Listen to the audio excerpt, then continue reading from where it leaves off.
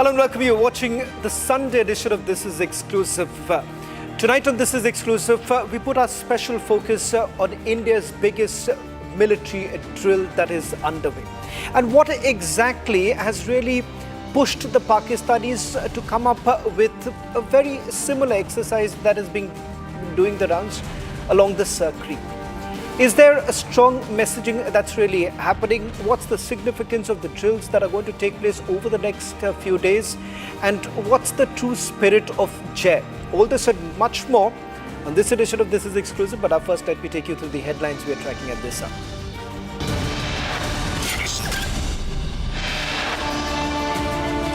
Indian Army forces display their might during exercise Trishul. Pakistan issues a naval warning as India begins the tri-services exercise near Creek.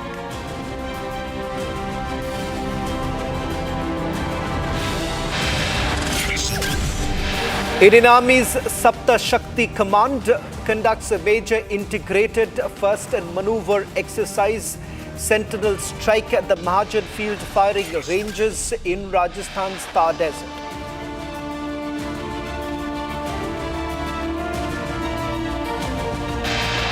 Motors ignited, plus 5 seconds. We have a magnificent liftoff, the LVM-3M5 CMS-03 mission in the air. The simultaneous thrusting of the twin S200 motors is indeed a sight to behold. ISRO launches heaviest communication satellite CMS-03 from Sri Harikota, a big boost for the Indian Navy.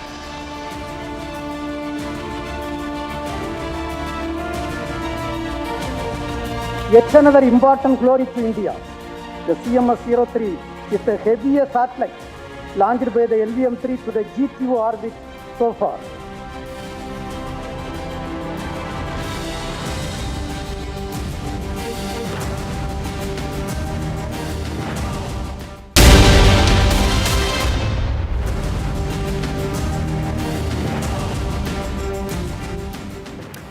In the sun-scorched sands of Gujarat's Kutch region, where the Arabian Sea meets the contested borders, India's armed forces are forging a blade of unbreakable unity.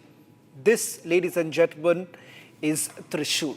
The Trident, a colossal tri-services war exercise that has mobilized over 30,000 soldiers from the Indian Army, Air Force and the Indian Navy. Launched today and set to thunder through until the 10th. It stands as the largest joint operation of its kind since the Operation Sindoor, a testament to India's evolving doctrine of seamless multi-domain warfare. Ladies and gentlemen, at the heart of Trishul beats the pulse of Sar Creek, a volatile 96-kilometer maritime frontier laced with 36 kilometers of disputed marshland where Pakistan's recent encroachment have tested India's vigilance. Naval warships prowl the creeks, their decks bristling with surveillance tech, while commandos raid mock enemy positions under the cover of the night. This isn't just a drill. It's a calculated display of deterrence, a clear message etched in steel and fire. India's borders will be defended with unyielding resolve. Over the next few days, we'll put the gaze on exercise Trishul. While many would say that it is perhaps just another exercise, an annual ritual that is being carried out by the Indian Armed Forces, but the reality is this, ladies and gentlemen, that there is a lot more than what meets the eye at this point in time. Over the next couple of minutes, we are going to try and decouple some of the myths surrounding this particular exercise and whether at all it sends across the message that we really want our neighbors to get. All this and much more, but first take a look at this report.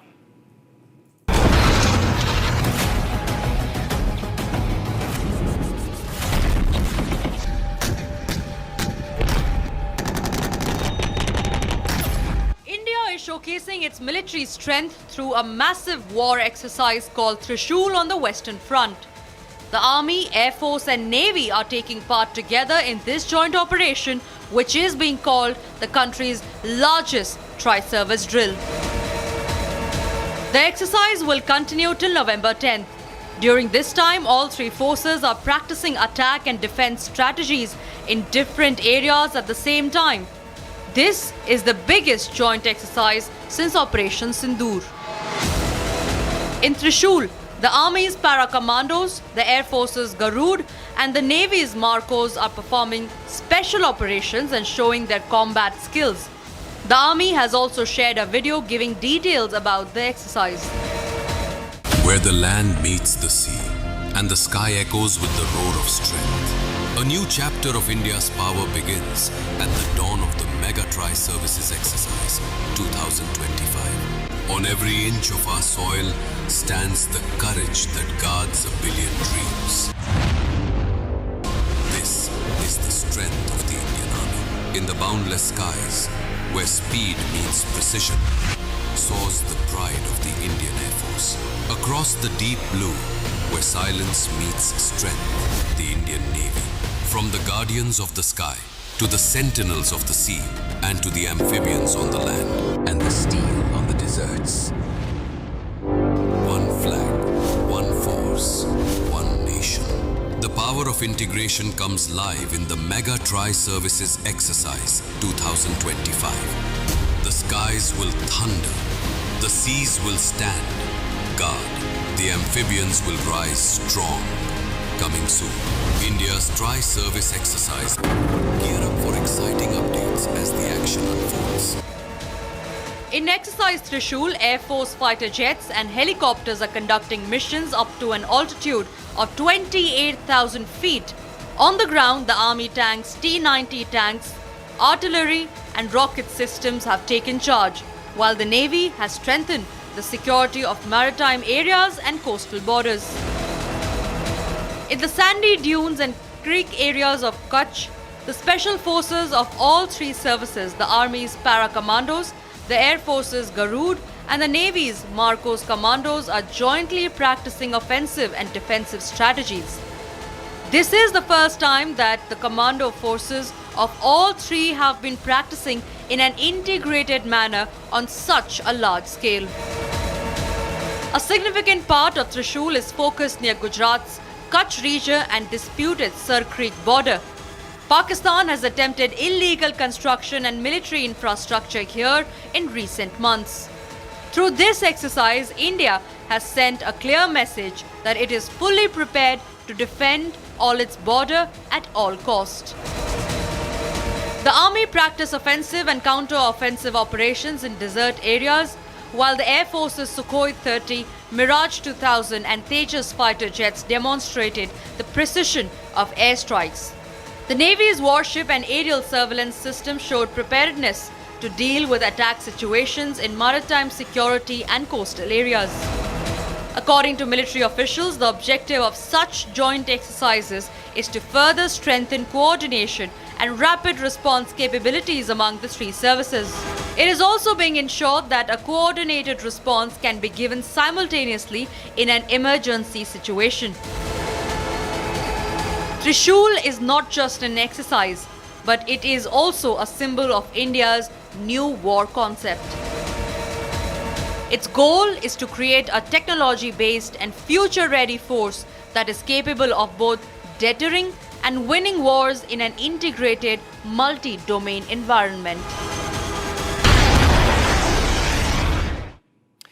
Ladies and gentlemen, we here at Republic TV take immense pride on our forces.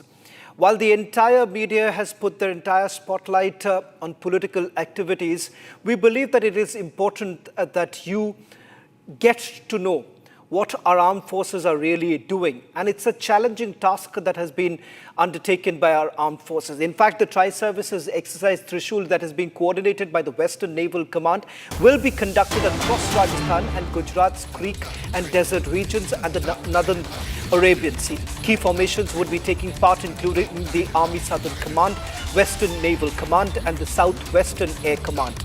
Now, what I'm going to show you right now is a video that gives you a sense of the exercise that was done last year also, but it'll give you a sense of how it's all come together and what's expected in the next few days.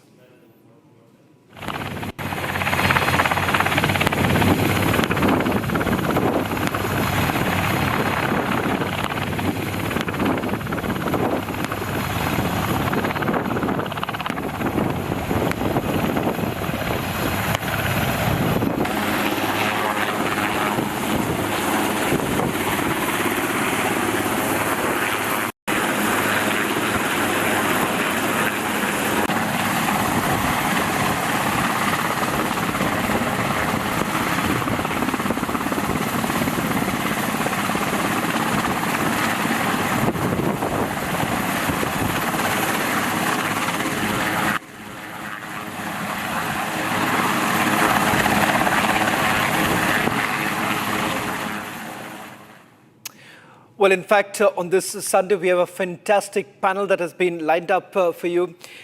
General S.L. Narasimhan is joining us on this broadcast. In the studio, Rear Admiral S. Mishra and Air Vice Marshal O.P. Tiwari. Thank you very much, gentlemen, for joining us on this broadcast and taking out the time on a Sunday.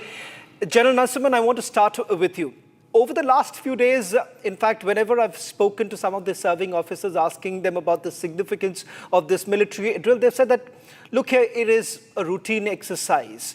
But the reason why I'm being extremely curious is because simultaneously multiple drills have been carried out across the country. This happens to be one of the largest military exercises that we are looking at post-Operation Sindoor, and not to forget the jointness aspect that happens to be the key focus of this area. I want to ask you, what do you really make of it, and what's the significance of exercise Trishul? Thank you very much, Shavan, for getting me on your show. Firstly, as you said, it is a large-scale exercise. That is number one. We carry out many exercises. One thing is that it is a large-scale exercise. The second thing is, it is a tri-service joint exercise. That is more important these days because the way warfare is progressing, unless you have joint planning and joint execution, you will find yourself wanting in any of the future wars. In addition to that, there are other spectrum that have come into play, like, for example, cyber, space, electromagnetic spectrum, drones, counter-drone warfare. So all of them are actually evolving at this point in time. And it is only right that all the three services come together to carry out such exercises to ensure that when the time comes, we are ready to face any kind of situation that we will find ourselves in. General Narasimhan, over the next couple of minutes, I'm going to perhaps, get into the granular of it, particularly the location and all of that. But let me get the opening remarks from all my panelists. Rear Admiral Mishra, thank you very much. You're debuting here on This is Exclusive on Republic TV. I want to ask you, the Navy happens to be the lead service here conducting the exercise. In your opinion, what's the big takeaway here? Keeping in mind that since Operation Sindoor, a very strong messaging that the Indian Navy has done about deterrence. And the message has already gone across. When the DGNO spoke during Operation Sindoor, I think so the message was crystal clear. What, according to you, are the big takeaways? Well, there are quite a few things that one has to look at. Firstly, I would say that it's the integration of various elements of warfare that has been beautifully done, in the sense that now what you're doing is you're actually leveraging strengths of each of your components, and in the process, trying to take care of the weaknesses of each of the elements. So it's integrated planning and integrated operations. That's one part of it as far as projecting your force is concerned. Now, coming to deterrence that you spoke about. Deterrence are of various kinds. One is that you say, threaten being, that you are there. The other thing is that you walk the talk. Right. That you are actually able to tell them that it's not only that I'm saying that I'll do it, but I have the capability and the capacity to deliver when the time comes. So this exercise in particular, if you saw the amphibious operations that were going on, it's kind of signaling that Navy means business. Right. If it comes to it, we'll be there and we'll give you a hard knock. Air Vice Marshal Tiwari, if I can also bring you in with regards to the Air Force component. Over the last few months, there have been a strong debate about the area of focus for the Indian Air Force, and particularly with regards to jointness. How do we really, move beyond working in silos? What do you really make of it, and particularly the role of the Indian Air Force right now? Because it's largely spoken about their role over the last few months post-Operation Sindoor.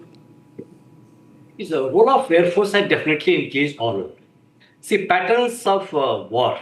Patterns of war, if we see that even Iran-Israel or Ukraine-Russia, they totally changed. New equipments have been developed, drones have been developed. Purpose of these exercises, just let me say, purpose of any exercise is to revalidate your standard operating procedures, revalidate your doctrines. keeping in the mind advancement of your technology, your armaments, your equipments, and also enemy's equipments, whatever the best knowledge you have. So we have to counter them. That all we practice during the exercises to see the bigger desired result. Now coming to your question direct. See Air Force. Now what happened ki jointness of all three services has already been there. Now, what happens if we are talking specifically about the theater command, theaterization? I'll slightly disagree with you. See, theaters, who have got theaters? America. Now, our theater is where? East Bangladesh and West. Now, number of aircrafts, number of squadrons we all know. You have reduced from 42 to 33. Now, our aim, Indian Air Force aims to keep all these aircrafts serviceable whenever there is a requirement and deliver with the thrust and the required output, whatever they want to get it. See, so now we cannot dedicate. Like what happens to a spawn? Like a spawn has got 20 aircrafts, out of which only say 10 are serviceable. So to make 12 serviceable, we have to take out some parts from 8 and make it serviceable. So now there is a cannibalization in the spawn itself.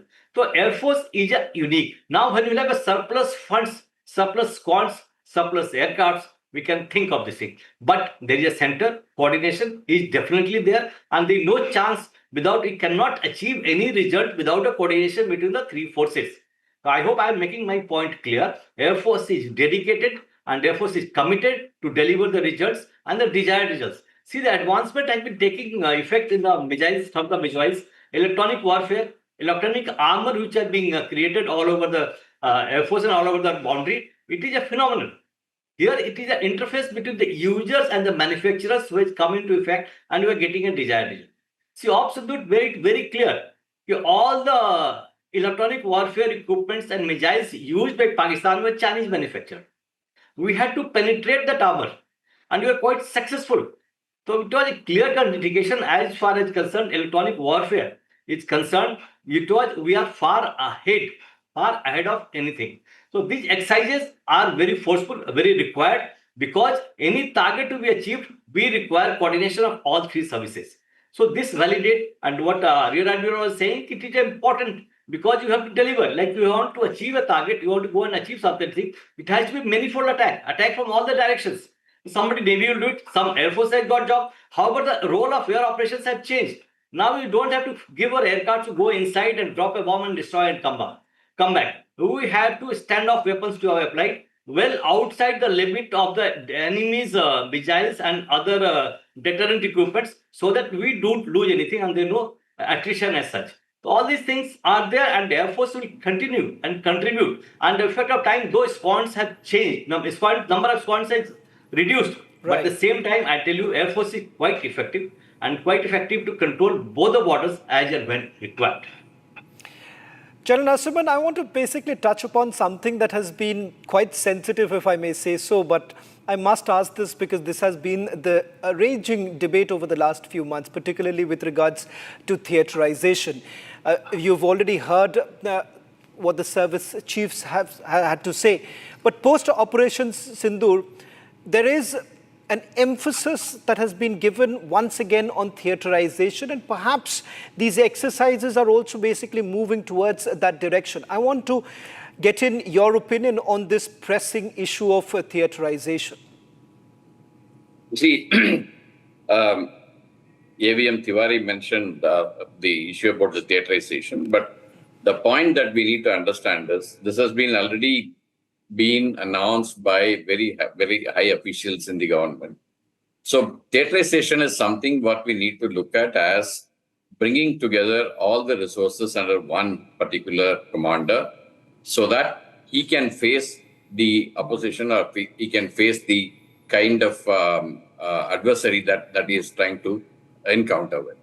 So this is something I think we need to be very clear about. I know Air Force has got a different view, that we all know that. But the fact of the matter remains that the order of the day is theaterization, and we need to go towards it. While I agree that there are some issues related to Air Force, the problem that we need to understand is that if we are going to wait for the strength to come up, I think we have already waited for 20 years for the Air Force strength to be picked up. So how long will you continue to be waiting to muster the strength before you go in for theaterization and jointness? And today, our adversaries, particularly the Western adversary as well as the Northern adversary, They all have gone into a kind of integrated kind of warfare, and Chinese are talking about the multi-domain integrated joint operations is what they talk about. So if you want to fight that kind of operation, that I think theaterization is the way to go. I mean, the services will have their own views, will have their own kind of opposition or reasons not to go for it. But I think that is the way to go in future. I think we need to start preparing ourselves mentally as well as with the kind of operation that we need to do. I think the integrated joint operations is what we need to achieve in the near future. Otherwise, we'll be found wanting, particularly when our adversaries are able to do that.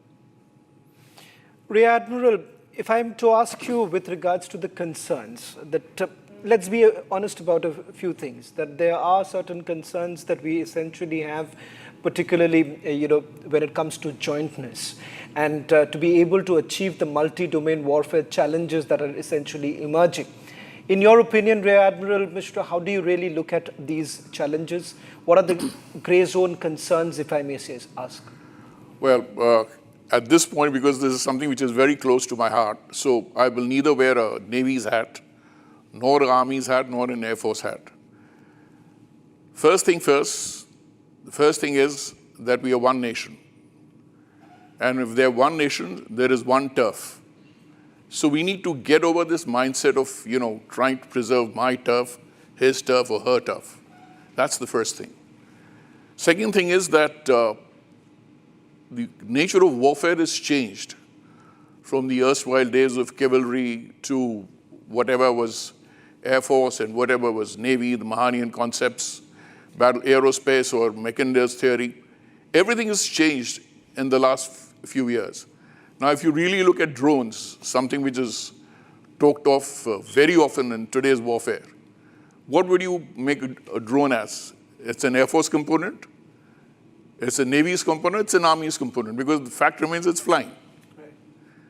So we need to look at integration of each of these services within themselves, whereas I started off that we leverage on our strengths and we mitigate the other sister services. What about the shortcomings? Do you see that there are shortcomings that we have to put our focus on? There are shortcomings in our present-day structure for sure, but we have to take an inclusive approach where nobody feels left out. Right. I mean, if you really look at why United Nations were a success up till a point in time and Treaty of Versailles did not succeed, was because after Treaty of Versailles, there were victors and there were people who were defeated. But when United Nations initially came in, everybody thought that we are equal participants in the New World Order. Right. And that's what kept Third World War away till a recent developments where now you have people saying that, well, it's my pie and it's my pie and it's a different subject altogether. So the issue is that whatever comes through, whatever solution the government of the day decides, it has to be a win-win situation for all. It can't be that one element feels left out and the other element feels that I won it. Okay. Air Vice Marshal Tiwari, if I may ask you, because the debate is all about the air littoral too. Who really controls that space? When I spoke to a few within the army, they said that there is no debate about it, and you cannot have perhaps a distinction between who really controls that particular space, because there, in changing times, there is going to be overlapping. Would you agree that somewhere down the line we will have to make do with this kind of overlapping that takes place, and challenges will come up and we will have to find a joint solution to the... Challenge will always come up. I'll just say tough is one, India. Win and win situation is one for India. We are all working to require the security of our territory or boundary. Okay? Right now, India's requirement is the western border and the northern border. We don't have a theaters like Pacific Command Theater, like America has got, they have got far to yet. Now what has happened, all the headquarters are together. There's integration. Nobody take action on its own. It's already existing. Just to make somebody a theater commander, look after everything, okay, it is good. In the larger form, when you have surplus forces, surplus aircraft, surplus equipments, you can have it. Okay, one is dedicated to you. Now, what sort of more coordination you require? What happened in the Sindoor? What was the more coordination required in 71? I'll get back to 71 also. See what is happening in Bangladesh. At the same time, Air Force took a task and destroyed a lot of important air bases and Karachi. So all this destruction was taking place a parallel movement because all the transport aircrafts were provided to airdrop or Jawans and officers in the Bangladesh. At the same time, it took on the western border. That brought the Pakistan on the back foot. Now, what happened? There's somebody dedicated and trained and who has been always in touch with the enemy's aircraft, missiles, how they're functioning. So, we are also working on the same line how to avoid them and how to counter them and how to get one step ahead. So, just for sake of making a theater, turf, remember, turf, as I say, turf is only one. Turf is the country. Bharat Desh is the boundary. And where is the boundary of right now? It's only western border, northern border. We don't have to go to Australia. We don't have to go to western. Okay, in future will come. Accordingly, country will decide. But right now, at this moment, with the constraint of the resources and what is existing, it is very, very good and exceptional. What has happened? Now, what happens in Bangladesh? Now, what happens is now everybody in Delhi, communication network is so good. So we are on the same foot. Nobody objects to what decision you have taken. However, the decision is common. You sit down on the table. Achievement target is this. What is the role of army? What is the role of navy? What is the air force? This is an integration. It is already existing. Just to give a formal name. Formal name. Okay, it is beautiful, good. I cannot say that in the future we will have it. But right now we are in the correct shape and correct indications. And now who knows the best? Who knows the best? I cannot hand over a tank to the Air Force pilot. Or Air Force officer who can handle, he can handle anything. He cannot get to the Navy. But at the same time, when a discussion is on all three services and say objective is same, then Navy can say, I can do this thing, but I require so much from Air Force. Army can say, I can do this one, but you require Air Force from this. So all discussions are taking place. We should not get really worked up if this is not working place and so on. Remember, we always remember country. Right.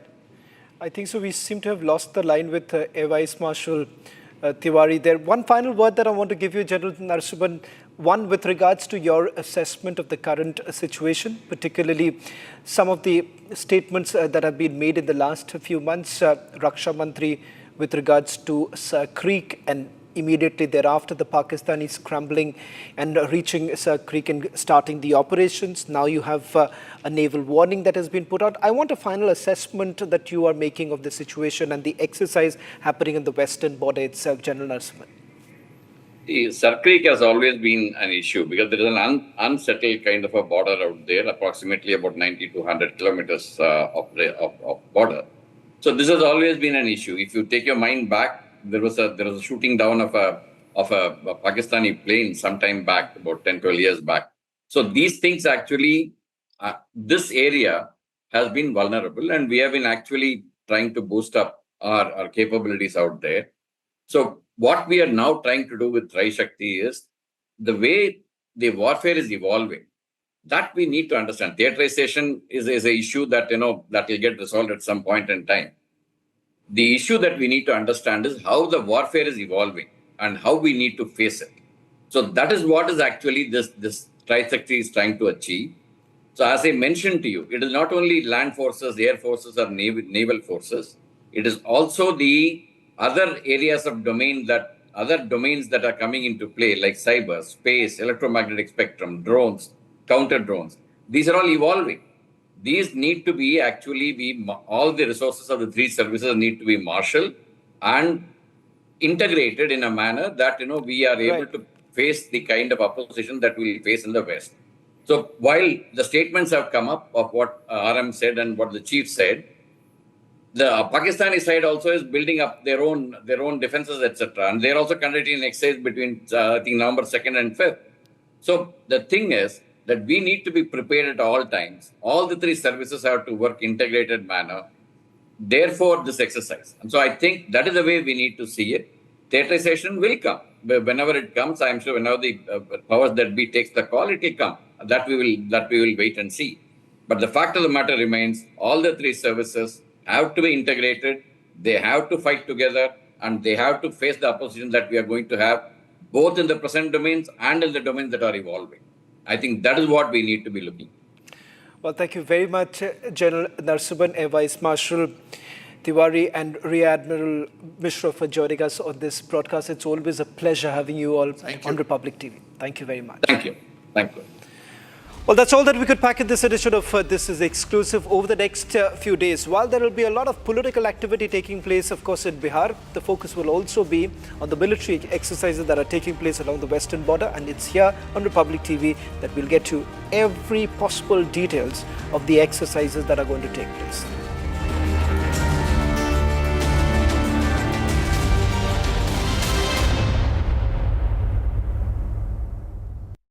Co-powered by Century Ply Club Prime. Raho befikar. Some places feel like they've been waiting for you, where every piece speaks of legacy, from diamonds that celebrate ambition to festive gold that honors tradition. LD Sons. दादी के हाथों का जादू और खुशबू से महकता घर, माँ की मुस्कुराहट और खाने की सुगंध। MDH गरम मसाला, क्योंकि हर रिश्ता है स्वाद से जुड़ा। केसरिया से मन जोगी हुआ रे, दिल झूमे देखो मतवारा हुआ रे। केसरिया से मन जोगी हुआ। हर पल मनाओ केसरी त्योहार। विमल, बोलो जुबान केसरी। आर प्योर सूजी पास्ता उबालो मिलाओ और खाओ 8 मिनट में तैयार। क्या टेस्ट है सबका राजा आर प्योर मसाला। भारत की अपनी दुकान इंडिया सोना, अपने देश का सामान इंडिया सोना, इंडिया सोना, इंडिया सोना। MDH की देगी मिर्च, देगी मिर्च का तड़का, अंग अंग फड़का। MDH की देगी मिर्च। For India. This week, we picked two. One from the global affairs and second from domestic politics. This week marked a tectonic shift in world politics. America blinked as China played its chess, poker-faced. The Busan meeting between Trump and Xi was optics.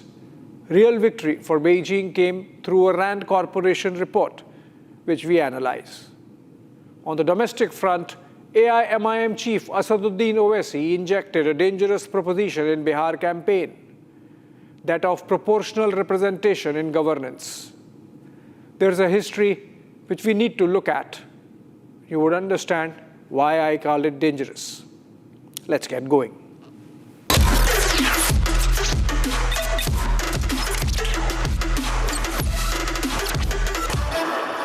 Mr. President, the President of the People's Republic of China. Good to meet you. Great pleasure to see you again. Good to see you again. Me too. And we're going to have a very successful meeting, I have no doubt. This is when they met. US President Donald Trump and Chinese President Xi Jinping projected a picture of control of the situation, even as both sides announced victory after the meeting in Busan, South Korea. Trump, as is his wont, rather loudly, the Chinese in a more restrained manner. Even their opening comments reflected their respective styles. Trump said, "We are going to have a fantastic relationship." Xi said, "On many issues, we do not see eye to eye." 我也很高兴看到这次再次当选以来30多次的不久，保持着密切的联系。在我们的共同领领下，中美关系往前推。前几天，两国经贸团在京都举行了新颖的磋商，就解决各自当前的主要关切达成了共识。因为我们今天的会晤提供了必要条件，中美两国国情不同，难免有一些分歧。作为世界前2大经济体，时而也会有摩擦，这很正常。面对风浪的挑战，我和总统先生作为掌舵人，应当把握好方向价值。当然，中美关系这次达成了平稳前行。so much. It's a great honor to be with a friend of mine, really for a long time now. Very, very distinguished and respected president of China. And we will be having some discussions. We've already agreed to a lot of things, and we'll agree to some more right now. But President Xi is a great leader, a great country, and I think we're going to have a fantastic relationship for a long period of time. Trump brought the tariffs down by 10% immediately on Chinese imports. The Chinese, on the other hand, said they had agreed to relax rare earth exports to the United States to some extent. Later, it was clarified that the tariff climb down was limited to fentanyl supplies penalties, which means we might be back to square one soon. Ultimately, we might have just seen Act 1 of the jousting match between the world's two biggest economies. I personally quite liked how Xi Jinping called the G2 big economies and not superpowers. Downplaying your cards is always a better strategy than overexposing your strengths, particularly when you are an underdog, which China still claims to be. In a Thucydides trap, as it is called, for geopolitical hegemony with the United States, the Chinese have played the poker little better and are perhaps the only major nation to have looked in the eye of Trump's America, matching his steps on the trade war. If Trump thought he could get away with some kind of mind games just ahead of his meeting with Xi by announcing resumption of nuclear tests after a gap of 33 years, China shrugged it off with a foreign ministry mandarin counseling on restraint and leaving it there. There's a reason why China can get away with this. They are now almost equal in size. Warship for warship, submarine for submarine, fighter for fighter, dollar for dollar. And they have worked for decades to build muscle to stare down the United States. Only 20 years ago, this was not so. Sometime in 2006, the then President Hu Jintao was visiting the United States. The American press was having fun, punning on the Chinese leader's name, Hu. The state dinner became an occasion to lampoon the visiting dignitary by the Bush team. But Jintao remained unruffled. His composure was classic: bide your time, conduct, knowing fully well China was not yet there. Militarily speaking, those who knew saw it coming.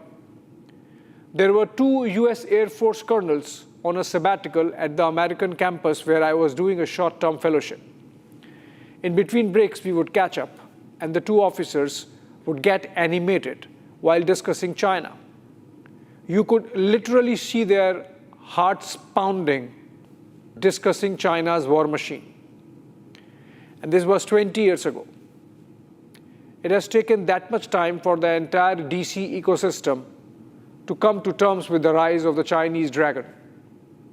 This week, the Rand Corporation, the bellwether policy think tank sitting at the head of the American military-industrial complex, came out with a study on United States' relationship with China.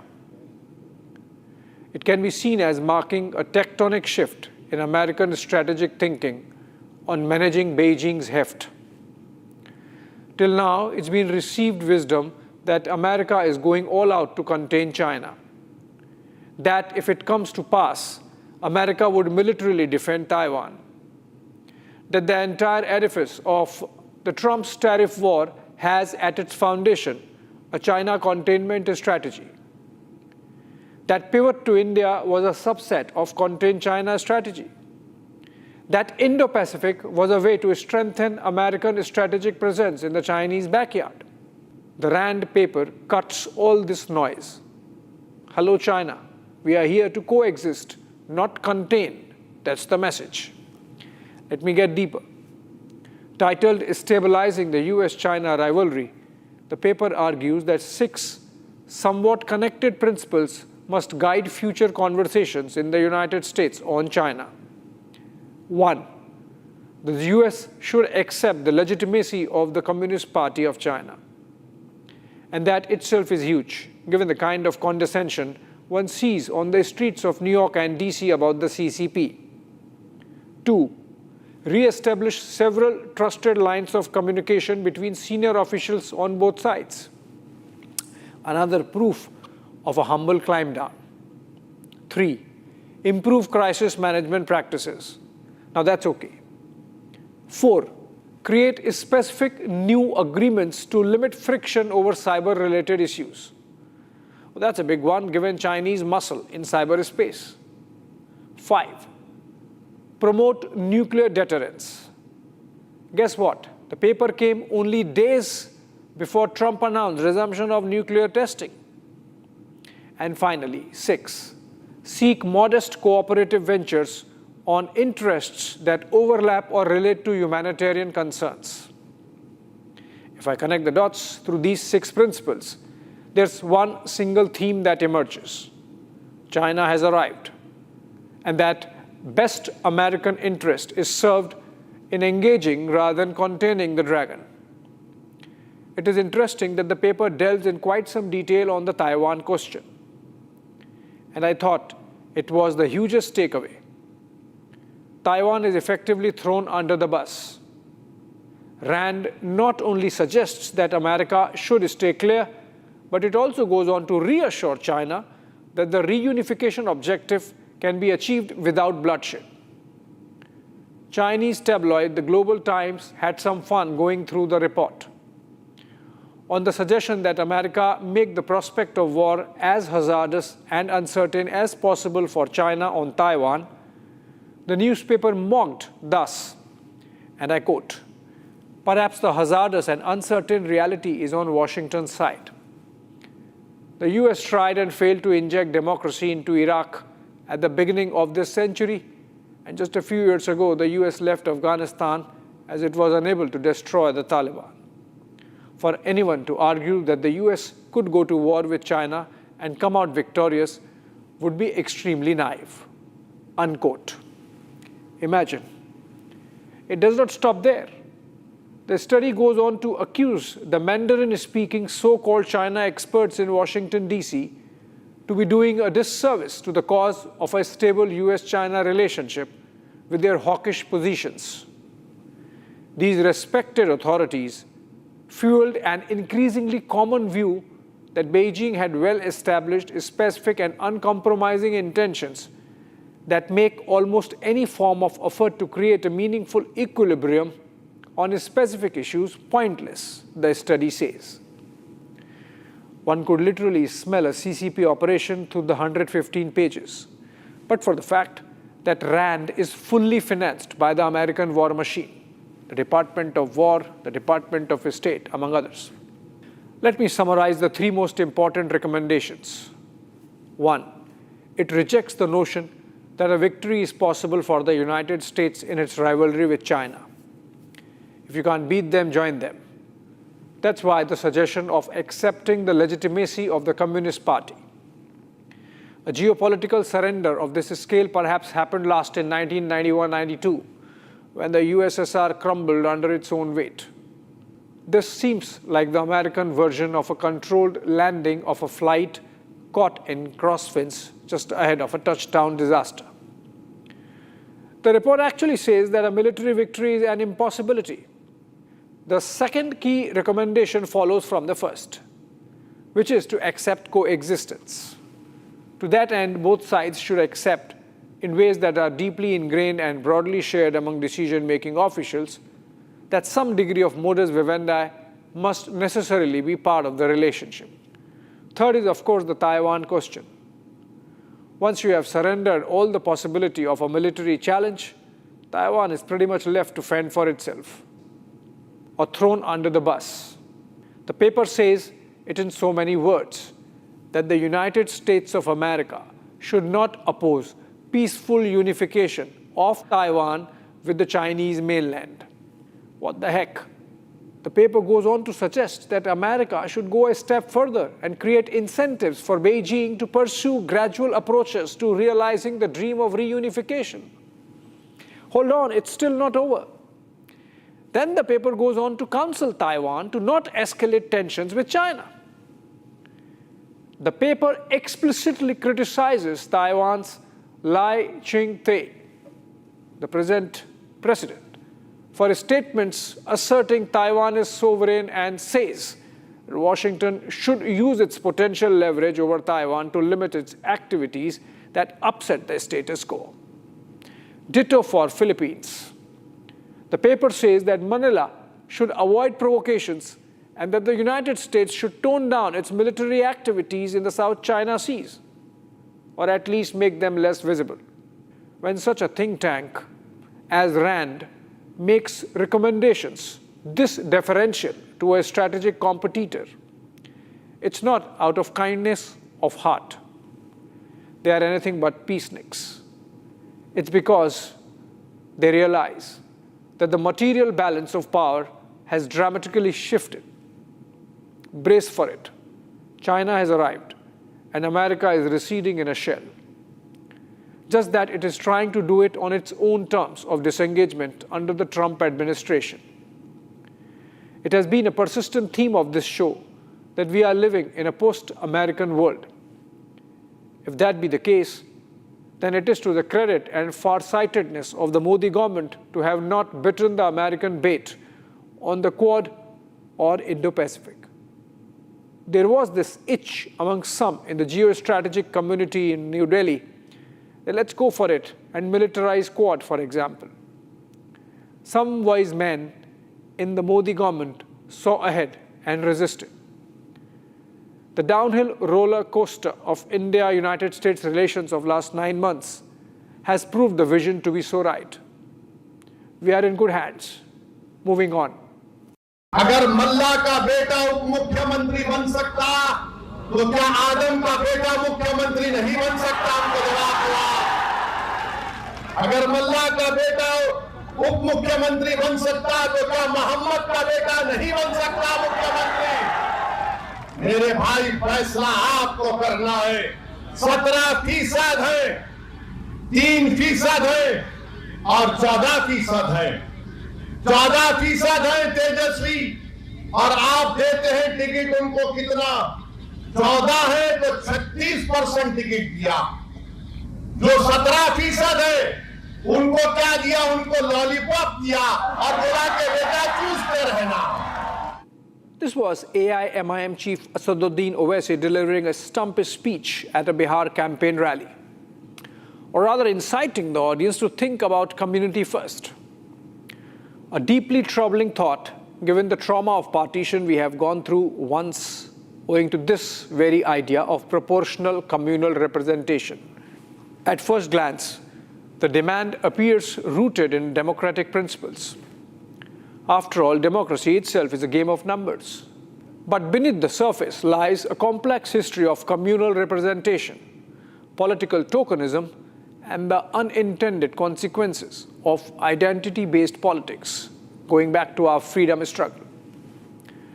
What began as Jinnah's 14 points in Delhi of 1929 ended with India's asundering along communal lines in 1947. The Muslim League won the support of a large section of Muslims, a majority of those who voted in the 1946 provincial and constituent assembly elections. The election was seen as a mandate for the 1947 partition. The 14 points of Jinnah got amplified and gained mainstream currency among Muslims a year later in 1930, when the likes of Allama Iqbal picked up the thread and provided the ideological construct. According to Iqbal, the Muslims formed the most homogeneous nation within India and deserved a marked-out territory for them. This was the 25th annual session of the Muslim League in the then Allahabad or today's Prayagraj. From Prayagraj, the idea reached the University of Cambridge, where a Muslim student, Rahmat Ali, crystallized it into the name Pakistan. From 1929 to 1933, it took all of 4 years for the idea of Pakistan to take a concrete shape. The demand for proportional representation and separate electorates created a mindset that political power must mirror religious demographics, a slippery slope that culminated with 1947. Rahmat Ali was in all likelihood a British deep state operation. He was not studying any particular course at Cambridge and had no means to justify or sustain his rather lavish lifestyle in London and beyond. It was clear that the ideas and the monies came from the India office of the government looking to balkanize India before the British left. Pandit Nehru was left aghast at the 1946 results and disappointed that all the secular posturing by the Congress came to a naught.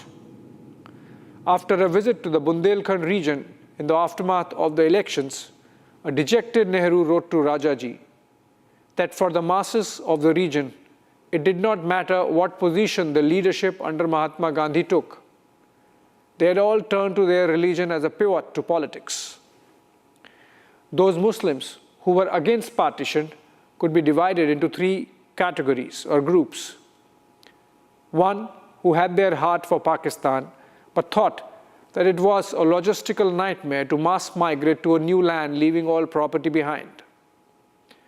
Second were those from the Deobandi school who thought that division would weaken the Muslims of the subcontinent, as the almost parity of numbers with Hindus would get divided, and that in the independent India, Muslims would become a minority.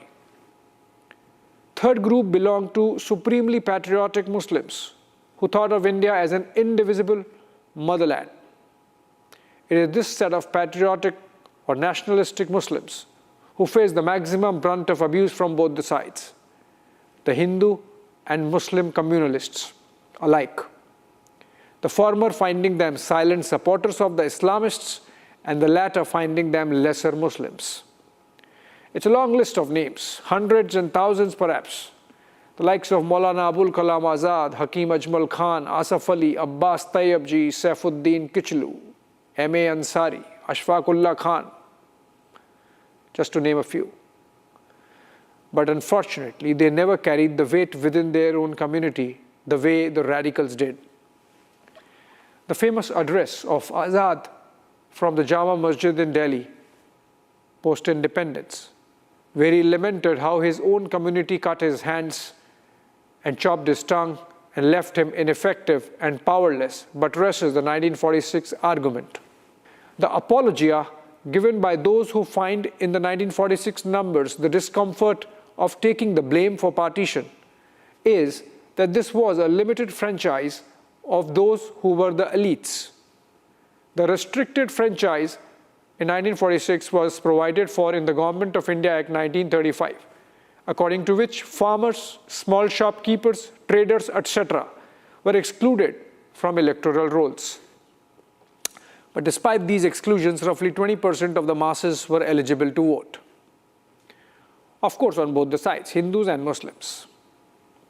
If you look at random sampling methods utilized by psephologists these days, the size of the sample based on which they make predictions is about 1% or less. At 3%, most opinion or exit polls get it predominantly right. Which means at 20%, the Muslim franchise that voted in 1946 was representative enough of the Muslim mind at that time. But we digress. Let's pull back to the 14 points of Jinnah, of which proportional representation was one. Among them was ensuring adequate representation for Muslims in legislatures and elected bodies without undermining their majority status wherever they were present in majority. As a corollary to the representation in legislatures, the 14 points of Jinnah demanded fair representation for Muslims in government services, then required 1/3 Muslim representation in central and provincial cabinets as ministers. Jinnah wanted blanket prohibition on passing any bill opposed by 3/4 of the minority community. You get the drift. So when Owaisi says, give him a deputy chief minister in Bihar because his community has 17% vote share, it does not end there. Next would be the Council of Ministers, and then the IAS, IPS, the IFS, then proportional representation at all levels of government in the state and districts. And then, why stop at Bihar? Why not the entire country? Those 14 points marked parting of ways between the Muslim League and the Indian National Congress. Look at the irony. It was not Modi or Shah who called those 14 points ridiculous. It was Rahul Gandhi's great-grandfather, Pandit Jawaharlal Nehru, who found them utterly divisive. Today, the Congress gets support from Owaisi in the Jubilee Hills bypolls in Hyderabad. The 14 points of Jinnah, by the way, also called for separation of Sindh from the then Bombay province. A prophetic Veer Savarkar called this a prelude to India's partition, which materialized in less than 2 decades. Coming back to Owaisi, this is not the first time that the AIMIM chief has waded into proportional representation as an issue. This is, of course, not the last time either. It is unfortunate that 80 years after independence, the Muslim leaders have to fall back on a plank that formed the root cause of the country's division. His campaign pitch has led to a comic situation where he gets attacked more by the secular cohort than the BJP. Owaisi has been called Hyderabadi Biryani not by the communal right wing, but by secular Pappu Yadav, firmly aligned with the Congress and the Mahagathbandhan in Bihar. A couple of weeks back, I did a podcast with veteran journalist Shahid Siddiqui on his life in politics. He lamented the fact that he could not win from a non-Muslim seat despite all the credentials of being a liberal Muslim. And he was not Muslim enough for the so-called Muslim seats where the minorities decide the winner. This then is the crux or problematic of the issue. Not whether a Muslim can win from Simanchal in Bihar or Bhiwandi in Maharashtra, but whether a Muslim can win from Chandni Chowk in Delhi or Ahmedabad East in Gujarat. For that to happen, many stereotypes would need to be broken. Mr. Owaisi does not seem to be having the stomach for that. Thanks for watching.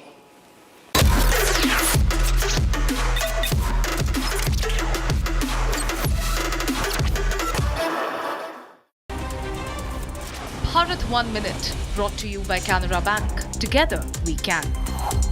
Tamil Nadu's Chief Minister and DMK President M.K. Stalin chairs an all-party meeting to discuss and coordinate a united opposition against the Election Commission of India's special intensive revision of electoral rolls in the state of Tamil Nadu. All the DMK Alliance party leaders will participated in fact in the meeting. The BJP and AIADMK and Vijay's TVK have expressed that they won't attend this all-party meeting over the SIR issue.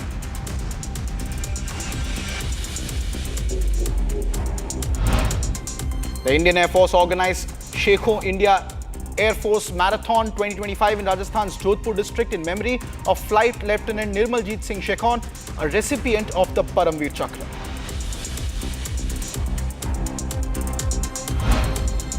On the issue of Election Commission's SIR exercise, BJP leader Dilip Ghosh said that around 1.5 crore Bangladeshi Rohingyas and infiltrators are living here in Bengal. They are voters here, and those who are not citizens here will be wiped out, and it will be difficult for the TMC to win. And he also alleged that the booth level officers are being intimidated by the TMC amid the SIR row, which is now blazing once again in West Bengal. Co-powered by Century Ply Club Prime. Raho befikar. Bharat की अपनी दुकान India जोना अपने देश का सामान India जोना India जोना India जोना केसरिया से मन जोगी हुआ रे दिल झूमे देखो मतवारा हुआ रे केसरिया से मन जोगी हर पल मनाओ केसरी त्योहार विमल बोलो जुबान Kesari. Some places feel like they've been waiting for you, where every piece speaks of legacy, from diamonds that celebrate ambition to festive gold that honors tradition. LD Sons. MDH की हल्दी मिर्ची धनिया करे कमाल. ये रंग दे, ये खुशबू दे, ये तीखा, ये कम पड़े. क्या निराला MDH मसाला. इसको घर पे लगाओगे तो शादी का तो पता नहीं, पर घर पक्का नहीं टूटेगा. रुंगटा नहीं तो घर स्ट्रॉन्ग नहीं. रुंगटा स्टील TMT बार एकदम सॉलिड. पहाड़ों में एक हाइकिंग शिप भी बन सकती है. थोड़े में ज्यादा बार। वाओ मामा, क्या स्वाद है? अरे मेरे राजा। From Asia's largest news headquarters, setting the agenda for Bharat.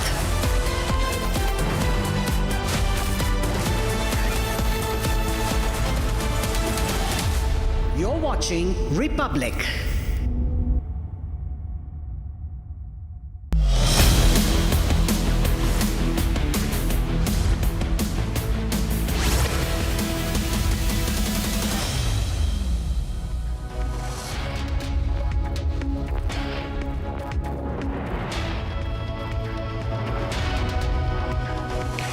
It's 8 p.m. and you're watching Live and Breaking with me, Shavan Sen. Our focus on the Prime Minister's roadshow in Bihar.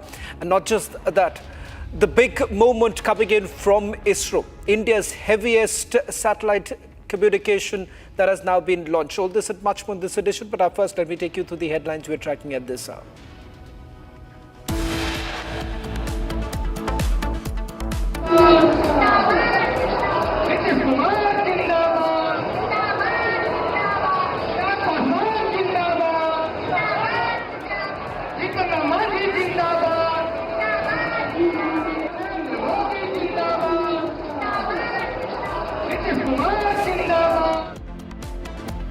Prime Minister Modi holds roadshow in Patna, pays tribute to poet Ramdhari Singh Dinkar. ISRO launches heaviest communication satellite CMS-03 from Sri Harikota. This mission has brought yet another important glory to India. The CMS-03 is the heaviest satellite launched by the LVM-3 to the G2 orbit so far. India quietly did a big test in space after LVM-3 launch, ISRO chief reveals as he says that today's launch brings glory to India.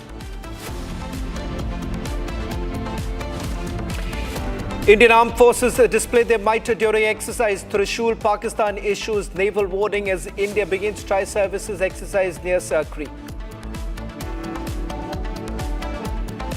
Indian Army Sapta Shakti Command conducts a major integrated fire and maneuver exercise Sentinel Strike at the Mahajan field firing ranges in Rajasthan's Thar Desert. Tamil Nadu all-party meeting opposes SIR, decides to approach Supreme Court.